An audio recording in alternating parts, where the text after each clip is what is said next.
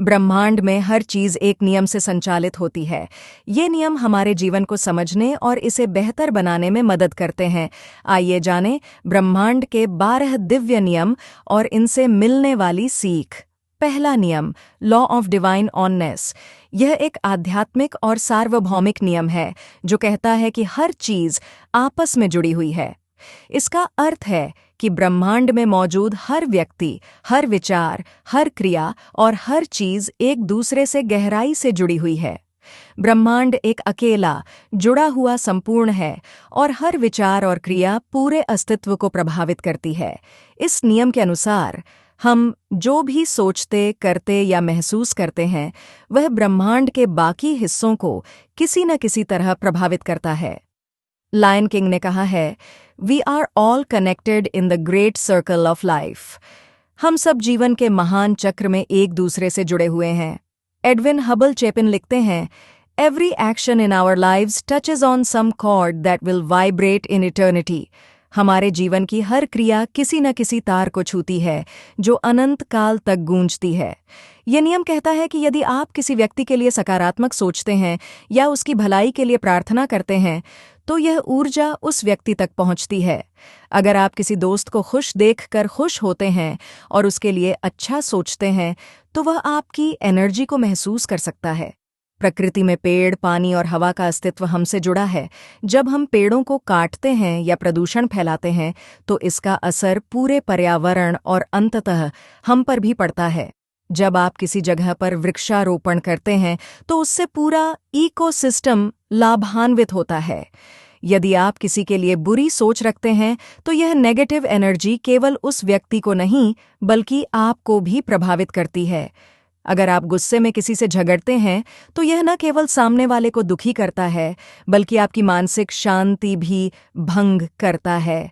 आप जो सोचते हैं वही बन जाते हैं। आप जो महसूस करते हैं उसे आकर्षित करते हैं और जो आप कल्पना करते हैं उसे साकार करते हैं। लॉ ऑफ डिवाइन ऑननेस हमें यह सिखाता है कि हम अकेले नहीं हैं और हमारा हर कार्य, विचार और भावना पूरे ब्रह्मांड को प्रभावित करता है। दूसरा नियम, लॉ ऑफ वाइब्रेशन। यह कहता है कि इस ब्रह्मांड में हर चीज ऊर्जा है और हर ऊर्जा एक खास वाइब्रेशन या कंपन के साथ काम करती है। आपके विचार, भावनाएं, शब्द और क्रियाएं सभी अलग अलग वाइब्रेशन उत्पन्न करते हैं और वे आपकी वास्तविकता को प्रभावित करते हैं। आइंस्टीन लिखते हैं, जीवन में सब कुछ वाइब्रेशन है। जीवन में हर चीज कंपन है। आप जो कंपन करते हैं वही आप आकर्षित करते हैं। आपकी ऊर्जा आपका परिचय देती है, इससे पहले कि आप कुछ बोलें। जब आप खुश और सकारात्मक महसूस करते हैं, तो आपके आसपास की ऊर्जा भी सकारात्मक हो जाती है। जब आप मुस्कुराते हैं, तो लोग स्वाभाविक रूप से आपकी ओर आकर्षित होते हैं। आपकी खुशी दूसरों पर भी सकारात्मक प्रभाव डालती है।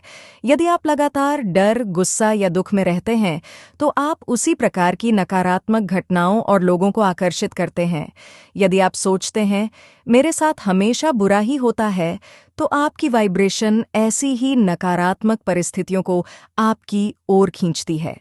आपका मूड अक्सर उस संगीत से बदल जाता है जिसे आप सुनते हैं।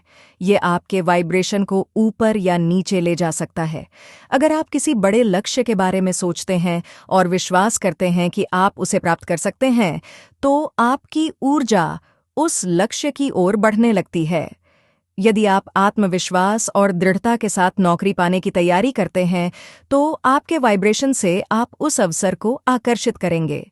अब्राहम हिक्स कहते हैं, raise your vibration and you'll align with your desires. अपनी वाइब्रेशन को बढ़ाइए और आप अपनी इच्छाओं के साथ संरेखित हो जाएंगे। लॉ ऑफ वाइब्रेशन हमें यह समझने में मदद करता है कि हमारी ऊर्जा ही हमारे जीवन की दिशा तय करती है। जब हम अपनी वाइब्रेशन को पॉजिटिव रखते हैं, तो हम अपने सपनों और लक्ष्यों को आसानी से प्राप्त कर सकते हैं। तीसरा नियम, लॉ ऑफ कोरेस्पॉन्डेंस। यह कहता है कि हमारे बाहरी जीवन की परिस्थितियां हमारे आंतरिक विचारों, विश्वासों और भावनाओं का प्रतिबिंब हैं। सरल शब्दों में, जैसा भीतर वैसा बाहर। इसके अनुसार जो कुछ हमारे मन और आत्मा में हो रहा है, वही हमारे भौतिक जीवन में प्रकट होता है। हर्मस ट्रेमजिस्टस ने कहा, as above so below, as within so without विदाउट। जैसा ऊपर है वैसा नीचे है, जैसा भीतर है वैसा बाहर है। यदि आप खुद को हमेशा पीड़ित के रूप में देखते हैं तो आप अपने जीवन में वैसे ही अनुभवों को आकर्षित करेंगे। अगर आप सोचते हैं कि दुनिया बहुत कठिन है और सब मेरे खिलाफ हैं, तो आप ऐसी परिस्थितियां वो देखेंगे जो आपकी सोच को सच साबित करती हैं। अगर आप आत्मविश्वास से भरे हैं और मानते हैं कि आप अपने लक्ष्यों को प्राप्त कर सकते हैं, तो आपका बाहरी जीवन इसी विश्वास के अनुरूप सफलता और अवसर प्रदान करेगा।